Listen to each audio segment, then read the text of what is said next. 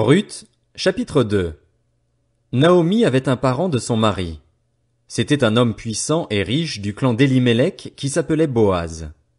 Ruth la Moabite dit à Naomi, « Laisse-moi aller ramasser des épis abandonnés dans un champ, derrière celui aux yeux duquel je trouverai grâce. » Elle lui répondit, « Vas-y, ma fille. » Ruth alla ramasser des épis dans un champ, derrière les moissonneurs. Il se trouva que la parcelle de terre appartenait à Boaz, du clan d'Élimélec. Or, Boaz vint de Bethléem. Il dit au moissonneur, « Que l'Éternel soit avec vous. » Ils lui répondirent, « Que l'Éternel te bénisse. » Boaz dit à son serviteur chargé de surveiller les moissonneurs, « À qui est cette jeune femme? » Le serviteur chargé de surveiller les moissonneurs répondit, « C'est une jeune femme moabite qui est revenue avec Naomi du pays de Moab. Elle a dit, « Permettez-moi donc de glaner, de ramasser des épis entre les gerbes derrière les moissonneurs, et, depuis son arrivée ce matin jusqu'à présent, elle est restée debout et ne s'est reposée qu'un moment dans la maison. » Boaz dit à Ruth, « Écoute, ma fille, ne va pas ramasser des épis dans un autre champ. Ne t'éloigne pas d'ici, reste avec mes servantes. Regarde où l'on moissonne dans le champ et va après elles. J'ai défendu à mes serviteurs de te toucher.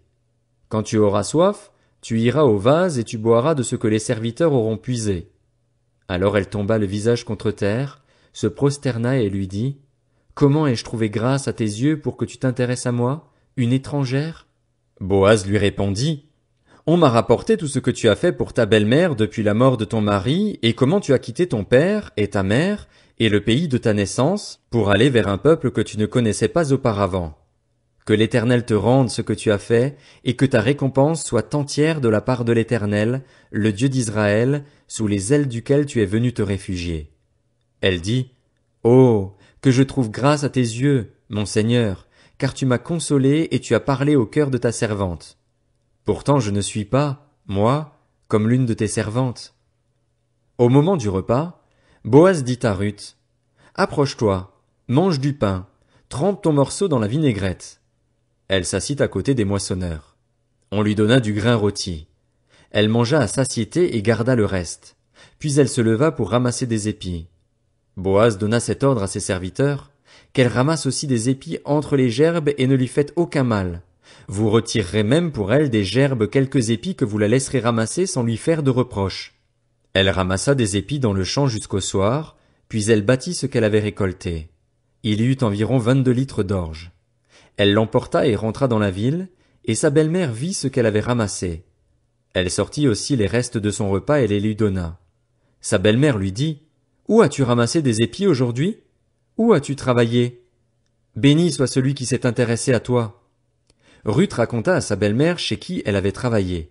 « L'homme chez qui j'ai travaillé aujourd'hui s'appelle Boaz, dit-elle. Naomi dit à sa belle-fille, « Qu'il soit béni de l'Éternel, qui garde sa bonté pour les vivants comme pour les morts. Cet homme nous est proche, lui dit encore Naomi. Il est un de ceux qui ont droit de rachat sur nous. » Ruth la Moabite ajouta, « Il m'a dit aussi, reste avec mes serviteurs jusqu'à ce qu'ils aient terminé toute ma moisson. » Naomi dit à sa belle-fille Ruth, « Il est bon que tu sortes avec ses servantes, ma fille, et qu'on ne te rencontre pas dans un autre champ. » Ruth resta donc avec les servantes de Boaz pour ramasser des épis jusqu'à la fin de la moisson de l'orge et de la moisson du blé. Elle habitait avec sa belle-mère. Ruth, chapitre 3. Sa belle-mère Naomi lui dit, « Ma fille, je voudrais assurer ton repos afin que tu sois heureuse. Eh bien, Boaz, l'homme dont tu as accompagné les servantes, n'est-il pas notre parent? Or, il doit procéder cette nuit au tri de l'orge qui est dans l'aire de battage. Lave-toi et parfume-toi, puis remets tes habits et descends à l'aire. Tu ne te feras pas connaître à lui jusqu'à ce qu'il ait fini de manger et de boire.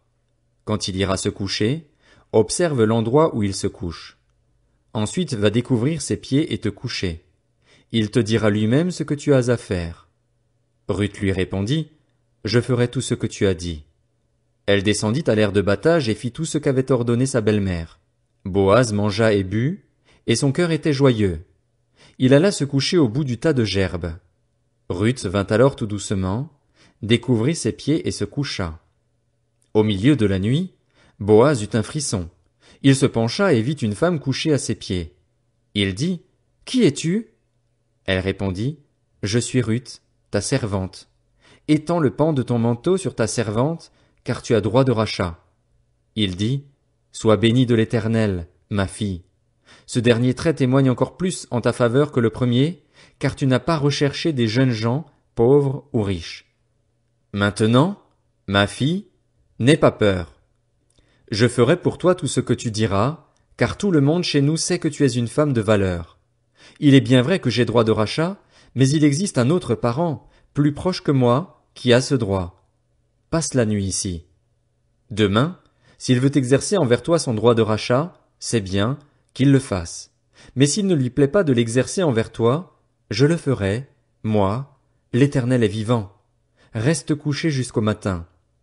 Elle resta couchée à ses pieds jusqu'au matin et se leva avant qu'on puisse se reconnaître l'un l'autre. Boaz dit, qu'on ne sache pas que cette femme est entrée dans l'aire de battage. Et il ajouta, Donne le manteau qui est sur toi, tiens-le. Elle le tint et il compta 6 mesures d'orge qu'il chargea sur elle. Puis il entra dans la ville. Ruth revint chez sa belle-mère et Naomi dit, Est-ce toi, ma fille? Ruth lui raconta tout ce que cet homme avait fait pour elle. Elle dit, Il m'a donné ces 6 mesures d'orge en disant, Tu ne retourneras pas les mains vides vers ta belle-mère. Naomi dit, Ma fille, reste tranquille jusqu'à ce que tu saches comment finira l'affaire, car cet homme ne se donnera pas de repos avant de l'avoir réglé aujourd'hui. Ruth, chapitre 4. Boaz monta à la porte de la ville et s'y arrêta. Or, celui qui avait droit de rachat et dont Boaz avait parlé vint à passer. Boaz lui dit, Approche-toi, assieds-toi ici, toi un tel. Il s'approcha et s'assit. Boaz prit alors 10 hommes parmi les anciens de la ville et dit, Asseyez-vous ici. Ils s'assirent. Puis il dit à celui qui avait le droit de rachat, Naomi est revenue du pays de Moab, et elle vend la parcelle de terre qui appartenait à notre frère Élimélec. J'ai cru devoir t'en informer et te dire, fais-en l'acquisition devant les habitants de la ville et les anciens de mon peuple. Si tu veux la racheter, rachète-la, mais si tu ne veux pas, déclare-le-moi afin que je le sache. En effet, il n'y a personne avant toi qui ait le droit de rachat et je l'ai après toi. Il répondit, je la rachèterai. Boaz dit, le jour où tu achèteras le champ à Naomi, tu l'acquerras aussi de Ruth la Moabite, la femme du défunt, et tu devras maintenir le nom du défunt sur son héritage. Celui qui avait le droit de rachat répondit, je ne peux pas exercer ce droit de rachat pour mon compte, sinon je détruirais mon héritage. Prends pour toi mon droit de rachat, car je ne peux pas l'exercer. Autrefois en Israël, pour valider toute affaire relative à un rachat ou à un échange, on retirait sa sandale et on la donnait à l'autre. C'était ce geste qui servait d'attestation en Israël.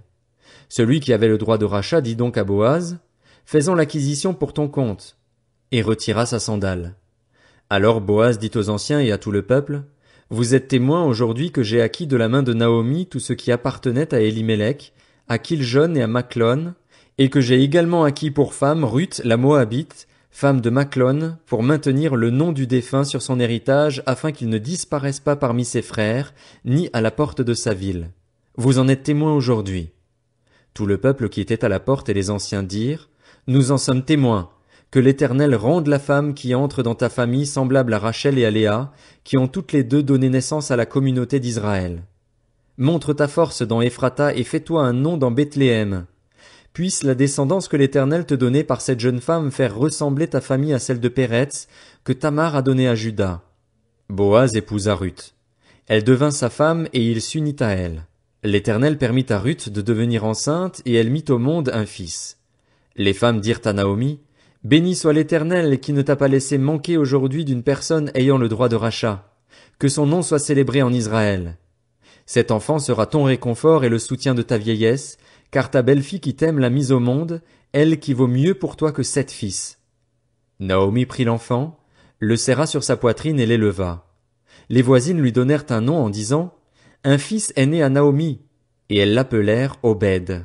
Ce fut le père d'Isaïe, père de David. Voici la lignée de Péretz. Péretz eut pour fils Hezron, Hezron eut Ram, Ram eut Aminadab, Aminadab eut pour fils Nachshon, Nachshon eut Salmon, Salmon eut pour fils Boaz, Boaz eut Obed, Obed eut pour fils Isaïe, et Isaïe eut David.